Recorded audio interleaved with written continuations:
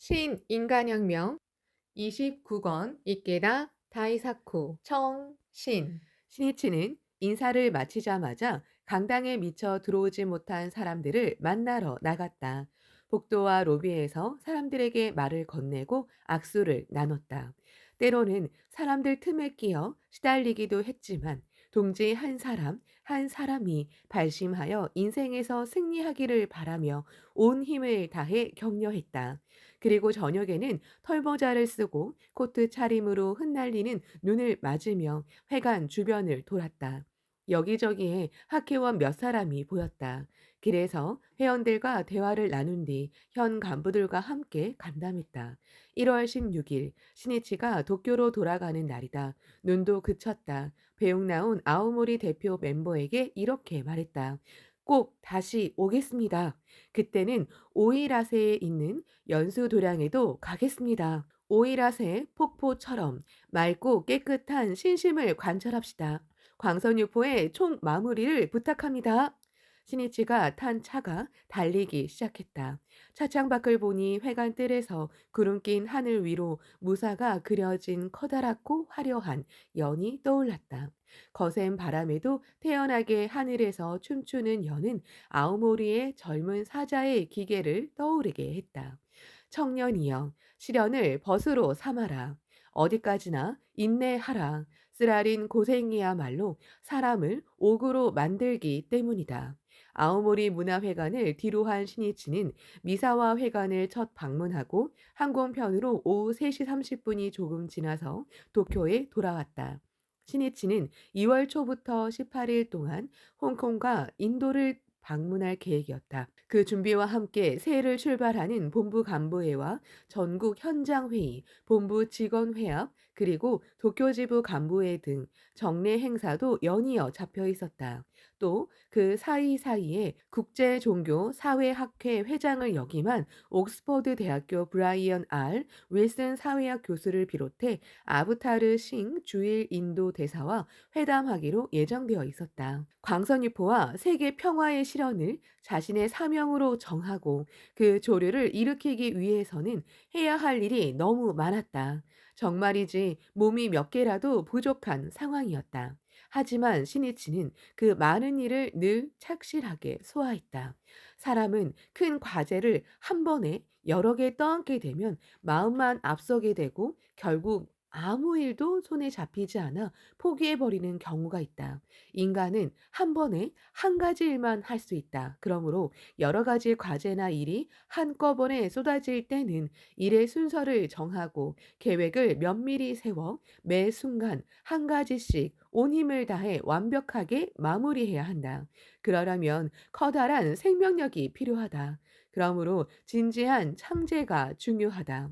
신이치의 하루하루는 매우 바빴지만 옆에서 보기에는 늘 여유롭게 보였다. 청년 시절부터 도다 조세의 스라에서 경무를 처리하고 억겁의 실로를 거듭하면서 수많은 어려운 과제를 해결하는 힘을 길렀기 때문이다. 그야말로 스승에게 받은 훈련 덕분이었다. 고생 없이는 인간을 연마할 수 없다. 무노 루시는 시간은 생명이다 라고 말했다. 시간을 어떻게 쓰는가, 그에 따라 인생에서 무엇을 할 수 있느냐가 결정된다. 시간을 가장 유효하게 활용하는 사람이 인생의 승리자가 된다. 1월 19일에는 가나가와현 가와사키 문화회관에서 청신한 기운이 넘치는 1월 본부 간부회가 성대하게 개최되었다. 이날 7개의 종이 총 마무리되는 해를 기념해 본부장을 비롯해 합창단과 음악대 등의 대표에게 표창장이 수여되었다. 신해치는 뜻깊은 한 해를 맞이한 감개에 젖어 은사 도다 조세이를 향한 마음을 말했다. 나는 날마다 도다 선생님과 대화한다는 마음으로 선생님의 지도를 떠올리며 광선유포를 지휘했습니다. 여러분도 잘 아시겠지만 도다 선생님이 도시마 공예당에서 일반 강의를 하신 일은 너무나도 유명합니다. 어느 날 선생님이 소야 전답서를 강의해 주셨습니다. 이 법문을 니치렌이 말하므로 충어는 귀에 거슬림이 돌이 이기에 유제되어 생명에도 미치었느니라. 그러나 아직 단념하지 않노라. 어서 1056쪽라는 부분에 이르자 선생님은 아직 단념하지 않노라가 중요하다고 강조하면서 이렇게 말씀하셨습니다. 우리는 황송하게도 뉴질랜드 성인의 불자이다. 지용 보살이다. 그렇다면 우리 창가학회의 정신도 여기에 있다. 불초 소생인 나도 광선유포를 위해서는 아직 단념하지 않았다. 대성인의 유명을 받드는 일인 만큼 대난이 연속된다는 것은 당연하다고 각오해야 한다. 용기와 인내를 가져야 한다. 이 말씀은 지금도 내 가슴 속에 선명하게 남아 있습니다. 인생을 살다 보면 크든 작든 고난이 따르기 마련입니다. 더구나 광선유포의 대원을 위해 살아가는 만큼 어떤 대난이 기다리고 있을지 모릅니다. 생각지도 못한 가혹한 시련이 있는 것은 당연합니다. 하지만 우리는 아직 단념하지 않노라의 정신으로 자신이 정한 사명의 길을 용감하게 나아갔으면 합니다. 물론 나도 그러한 결심입니다. 친애하는 동지 여러분도 부디 이 어설을 인생의 지침으로 삼아 끝까지 건투하기 바랍니다. 학회는 대전진을 계속했다. 바로 그렇기 때문에 신이치는 대난이 닥쳐올 것을 예감했다. 신이치는 1월 20일 저녁 일본을 방문한 옥스퍼드 대학교의 윌슨 사회학 교수와 도쿄 시부야에 있는 국제우호회관, 훗날 도쿄 국제우호회관에서 회담했다. 윌슨 교수와는 지난해 12월 25일에 세교 신문사에서 대화하고 이번이 두 번째 회담이었다. 첫 번째 회담에서 인재를 어떻게 육성하는가가 화제에 올랐다. 교수는 옥스퍼드 대학교에서는 대량 교육을 배제하고 1대1 개인 교육 및 지도를 중심으로 하는 튜터 제도를 도입하고 있다고 소개했다. 이 제도로 개인차가 있는 학생들을 향상시키고 소질을 꽃피울 수 있도록 노력한다고 말했다. 신이치는 학생 개개인에게 빛을 비추려는 정신에 공감하면서 창가 학회는 초창기 때부터 전통적으로 한 사람의 향상에 초점을 맞추고 개인 지도를 모든 활동의 기축으로 삼았다고 말했다. 또 신앙과 조직의 관계도 화제에 올랐다. 신앙이 개인의 내면의 자유에 기반을 두는 반면 조직은 자칫 인간을 외부에서 구속하게 될지도 모른다. 신해치는 조직의 이러한 문제점을 고려하면서 각자의 신앙을 심화하는 수단으로서 조직이 필요하다고 밝히고 교수의 견해를 물었다. 윌슨 교수는 그 점이 바로 종교 사회학의 핵심 주제이고 의견이 갈라지는 부분이라고 말하고 다음과 같은 개요로 답변했다. 많은 교단이 소기의 목적을 달성하면 내부적인 모순이 드러나기 마련이다. 그 폐해에 빠지지 않으려면 언제나 목적 의식을 고양해야 함은 물론이고 성의와 진심을 다해 인간 관계를 맺어야 한다. 요컨대 조직은 인간을 위해 존재한다는 원점을 늘 잊지 말아야 하며 성의와 진심이라는 인간성의 끈끈한 유대가 조직주의의 폐해를 이겨내는 힘이 된다는 내용이다. 이때 나눈 대화는 실로 4시간에 달했고 두 사람은 다시 만나기로 약속했다. 윌슨 교수는 일본에 머물면서 국제종교사회학회가 주최한 도쿄 회의에 참석하고 각지에 있는 창가 학회의 문화회관과 연수 도량을 견학했다. 또 소카 대학교와 소카 학원도 둘러보고 소카 대학교에서는 문화와 종교, 사회학적 견지에서 본 서양과 동양의 종교라는 제목으로 기념 강연도 했다. 그리고 1월 20일 윌슨 교수는 귀국 인사차 시부야에 있는 국제우호회관으로 신이치를 찾아왔다. 교수는 이번에 일본에 와서 많은 학회원을 만나보니 창가 학회가 살아있는 종교 단체로서 진지하게 문화와 평화에 공헌하고 있음을 알게 되었다고 소감을 말했다. 신이치는 21세기에는 종교가 지금 이상으로 사회에 필요한 존재가 되겠는가? 라고 물었다. 그러자 교수는 주로 서양의 종교 사정을 연구하는 관점에서 분석하면 사회적으로도 개인적으로도 종교를 필요로 하는 사람은 적어질 것이라는 견해를 말했다. 결국 종교 이탈 현상이 진행된다는 말이다. 그리고 걱정스러운 표정으로 본래 종교는 인간에게 꼭 필요합니다. 라고 덧붙였다. 신이치도 사람들의 마음이 종교에서 멀어지는 현실을 크게 걱정했다.